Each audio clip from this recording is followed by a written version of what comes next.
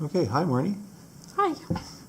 So today we're going to have a little chat about how to fill out your statement of committee expenses. So Marnie is just going to walk us through. So tell us what to do, Marnie. Okay, this is what the form will look like at this time. It could get revised later on in the future. So on the top part of your form, you've got your name, your address. We need full mailing address, including the city that you live in or town if you use a box number, and your postal code.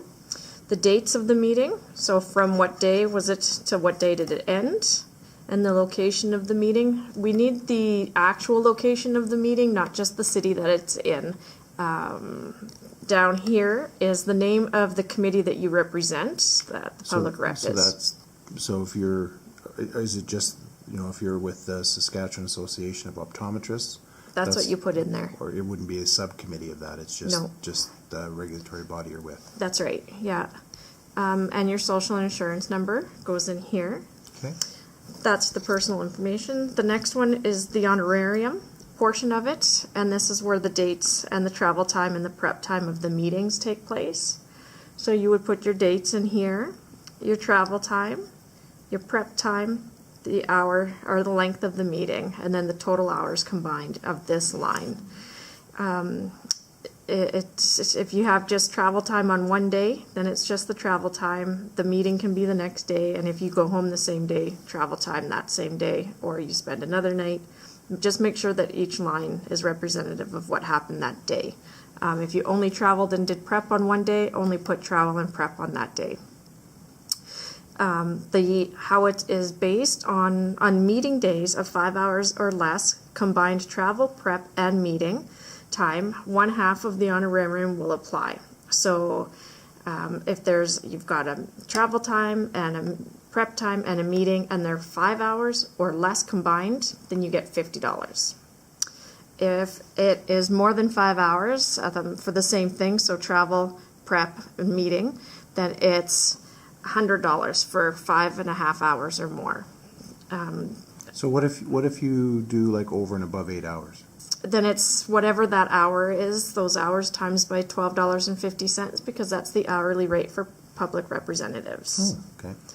If it's on a non-meeting day, so you've traveled, you've got to travel 4 hours to Prince Albert from Regina, then you would have the 4 hours here, and that would be 4 hours times $12.50 because there's no meeting. So we automatically times your travel by $12.50. Mm-hmm. So do they need to put this in? Do they need to add that in, or is that something you do? Well, they would put their total hours here. And then you fill in the money? And then we put in how much it is, yeah. Okay.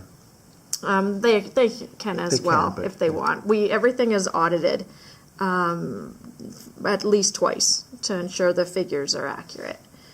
In the expense section, this is where if you take your own vehicle, it's private car, and you would put how many kilometers it is from your home to the city that you're going to. And we use Google Maps to confirm kilometers or distance. So that's if it says 254 kilometers from Regina to Saskatoon, then it's going to be 254 kilometers times the rate that's at that time frame. So it doesn't include your traveling in the cities? It does. Like we will give some leeway, mm-hmm. But if you're showing 40 kilometers difference, then we're going to adjust it to fit the Google Maps to stay in standards. Okay. We also have, if your kilometers are 254 and Google says it would take you 2 hours to get to Saskatoon or 2.5 hours, then we expect that the travel time will reflect the length of the kilometers. There's no time for breaks or anything like that. However, there's always special circumstances. If there's construction and you had to be detoured or you were delayed significantly, we ask that you just make a note of it on why your length of time or your length of travel is out of what Google Maps says it should be. Okay. And we'll adjust that. This square here is, this line here is for other expenses, not the total of this. And other expenses, normally what we only ever see in here is parking. Okay. So you would put the amount of your parking and that there. So your total from your expenses. Maybe talk about the meals too, Marnie, because the thing is, what happens if the organization provides you a lunch? Well, yes. So you can get breakfast, dinner, and supper, and the time frames are laid out in the manual that is given to all public reps. However, if the meeting you're going to supplies your lunch, you cannot claim a lunch. Or if the hotel you're staying at offers a free breakfast of any kind, you cannot claim for breakfast either. Okay. And for the length of what time after you get home, after a certain amount of time, you can go for or qualify for supper on your travel days. But just refer back to the manual for that. Okay. And so the other thing too is the amount of money that they're entitled per meal is according to government. Absolutely, yeah. Yeah, and that's inside the manual as well. And it's been pretty standard. It's $8 for breakfast, $14 for lunch, and $19 for supper. But that's always, of course, subject to change, and it would be represented in a manual that's given to them. Yeah, similar to the kilometers changes. Usually Exactly. the rates Kilometers, change. the rates change twice a year. We haven't seen the meal allowance change in quite some time, but the rates do change twice a year, April 1st and October 1st of each year. The rates will change. Okay. And then the total of your expenses goes in this line, and a grand total of this line and this line is your grand total. Perfect. This side here must be signed by the claimant. So our public representative who's putting the claim in, the date, and they have to have it signed before they can submit it. And this is by an approved, authorized official, such as the chairperson, the secretary, or the departmented designated official that the Yeah, so like an executive director of the regulatory body or something like that. whoever the regulatory body has given authorization. Authority. Yeah. Okay. And then That's it. That's it. This side of the form is not touched. That's for internal only.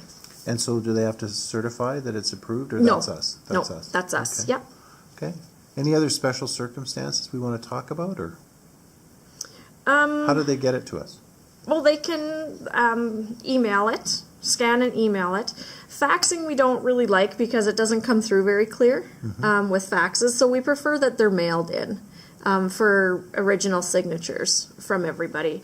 And the address is on the bottom of the form, the directions on where to mail it to, and attention to public representatives. Okay. How long does it take for a claim to usually from submission to payment?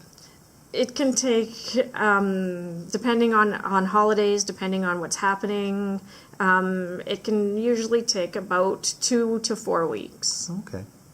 So that's reasonable then. Okay. Oh, anything else we want to tell them? No, the only difference is everyone that is audited, if there's a change to it, the changes are just automatically made.